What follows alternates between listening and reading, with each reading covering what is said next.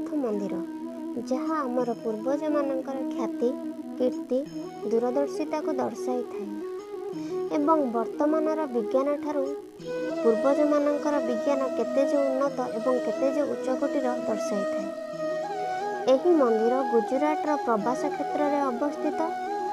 पुराण शास्त्र महाभारत ग्रंथ अनुसार एही मंदिर को स्वयं सोमदेव अर्थात चंद्रदेव निर्माण करथिले, किंतु इतिहास कहे सोमनाथ मंदिर को सोलंकी वंशर राजा भीमदेव 6ठ शताब्दीर मध्य भागरे निर्माण करथिले।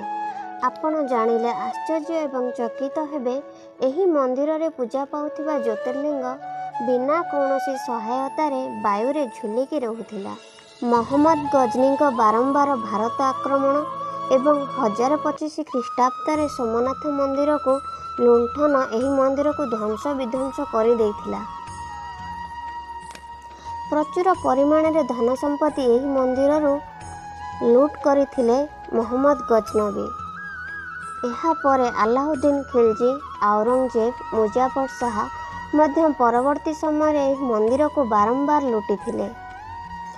एते थर लुटिला परे भी एही मंदिर को पुणी थरे राजा विक्रमादित्य वल्लभीराज एवं सरदार वल्लभ भाई पटेल पुनर्निर्माण करथिले।